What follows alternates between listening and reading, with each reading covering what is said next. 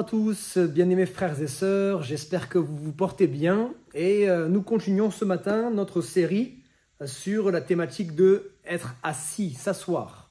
Je lis avec vous dans Marc chapitre 10, versets 46 à 52. Ils arrivèrent à Jéricho et lorsque Jésus en sortit avec ses disciples et une assez grande foule, le fils de Timée, Bartimée, mendiant aveugle, était assis au bord du chemin. Il entendit que c'était Jésus de Nazareth et il se mit à crier « Fils de David, Jésus, aie pitié de moi !» Plusieurs le reprenaient pour le faire taire, mais il criait beaucoup plus fort « Fils de David, aie pitié de moi !» Jésus s'arrêta et dit « Appelez-le !» Ils appelèrent l'aveugle en lui disant « Prends courage, lève-toi, il t'appelle. » L'aveugle jeta son manteau et se levant d'un bond, vint vers Jésus. Jésus, prenant la parole, lui dit « Que veux-tu que je te fasse ?» Rabouni, lui répondit l'aveugle, que je recouvre la vue. Et Jésus lui dit, va, ta foi t'a sauvé. Et puis au verset 53, aussitôt il recouvra la vue et suivit Jésus dans le chemin. Amen. Un homme qui était assis dans sa misère, assis dans son infirmité, assis dans sa maladie, assis dans son découragement, assis dans le désespoir. Peut-être que tu te retrouves au travers de sa vie. Quelqu'un qui était assis, qui était complètement découragé. Et là, Jésus va passer.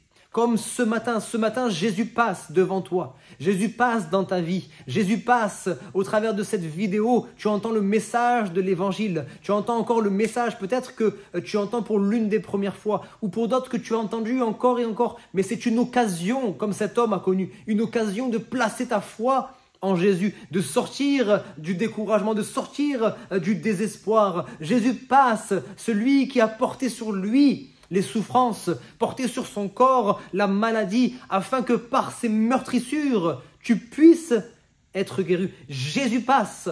Et la Bible nous dit que l'aveugle jeta son manteau, alors que Jésus l'invita, alors que Jésus l'invite à s'approcher. Il jette son manteau, il jette le manteau de l'incrédulité, ce manteau d'incrédulité que tu avais jusqu'à présent, jette-le. Il jette le manteau des pensées négatives qui le tenaient constamment là dans sa misère. Il le jette, son manteau de culpabilité, son manteau de honte, son manteau de la peur, de la déception, constamment en train de résonner. Et si j'étais pas guéri, et si j'étais déçu, il a enlevé toutes ces choses-là, il a enlevé le manteau du péché et il s'est approché de Jésus.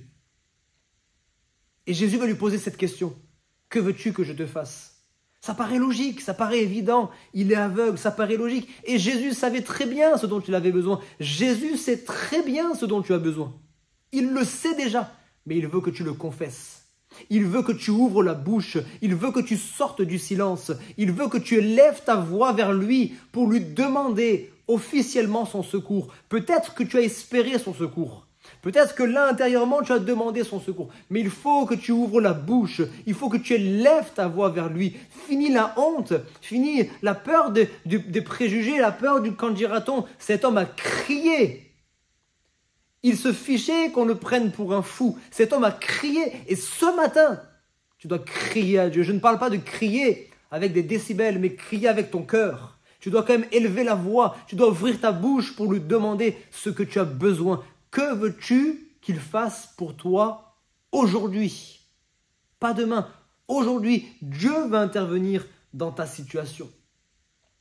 Et Jésus dira à cet homme, ta foi t'a sauvé. C'est le même terme que ta foi t'a guéri. Ta foi t'a guéri, ta foi t'a sauvé. Ne cherche pas simplement à faire des expériences dans ton corps. Ne cherche pas simplement à ce que Dieu réponde pour un travail ou pour je ne sais quoi encore. Oui, Dieu veut te bénir. Dieu veut te bénir sur cette terre. Mais le plus important, si ce n'est pas encore le cas, c'est que tu sois sauvé. Le plus important, c'est qu'il puisse entrer dans ta vie. Ne te contente pas de boire juste un verre d'eau. Mais contente-toi de recevoir la source d'eau, la source de la vie. Reçois Jésus-Christ qui est la source même. Au lieu de prendre juste une expérience, prends Jésus-Christ qui est la source de la vie.